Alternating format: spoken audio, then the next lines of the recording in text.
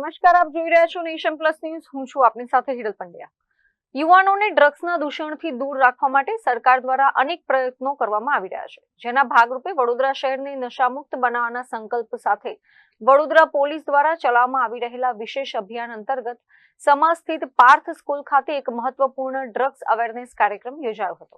ડ્રગ્સના દૂષણ સામે લડવા માટે ભારત સરકાર અને ગુજરાત સરકાર દ્વારા ભગીરથ પ્રયાસો થઈ રહ્યા છે, જેના ભાગરૂપે આજે વડોદરા શહેરના સમા વિસ્તારમાં આવેલી પાર્થ સ્કૂલ ખાતે ડ્રગ્સ અવેરનેસ કાર્યક્રમ યોજાયો હતો. પોલીસ કમિશનર નરસિમ્હા કોમરની અધ્યક્ષતામાં યોજાયેલા આ કાર્યક્રમમાં શહેરની વિવિધ શાળાઓના પ્રિન્સિપાલો અને ટ્રસ્ટીઓ મોટી સંખ્યામાં ઉપસ્થિત રહ્યા હતા.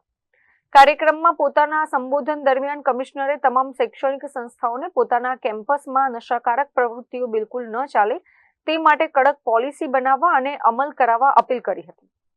સાથે જ કોઈ શંકાસ્પદ બાબત ધ્યાને આવે તો તાત્કાલિક સ્થાનિક પોલીસ સ્ટેશન કે કમિશનરેટનો સંપર્ક કરવા માટે જણાવ્યું હતું. આ પ્રસંગે તમામ શિક્ષકો અને પ્રિન્સિપાલોએ વિદ્યાર્થીઓના સુંદર અને સુરક્ષિત ભવિષ્ય માટે નશામુક્ત વાતાવરણ પૂરું પાડવાનો દ્રઢ સંકલ્પ કર્યો હતો. સ્કૂલ કોલેજ પ્રિમાઇસીસમાં ક્યારે આવા પ્રવૃત્તિ ના ચાલે તે અંગે કડક એક પોલિસી અને ઇમ્પ્લિમેન્ટેશન કરે અને સાથે સાથે કોઈ એવા પ્રવૃત્તિ એમના ધ્યાન ઉપર આવે તો નજીકના પોલીસ સ્ટેશન કે કમિશનરેટને સંપર્ક કરે, જેથી કરીને આપણે ઇન્ટરવેન્શનથી આવા પ્રવૃત્તિઓને આપણે ઇફેક્ટિવલી ડીલ કરી શકીશું.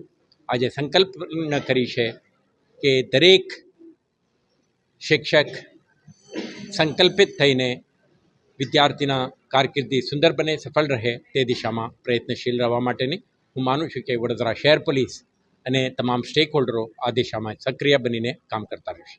Chirag Patel, nation plus news, Vadodara. સમાચારોના સતત અપડેટ મેળવવા માટે અમારી નેશન પ્લસ ન્યૂઝની યુટ્યુબ ચેનલને સબસ્ક્રાઇબ કરો, બેલ આઇકન દબાવો અને જોડાયેલા રહો ફેસબુક, ઇન્સ્ટાગ્રામ અને ટ્વિટર પર.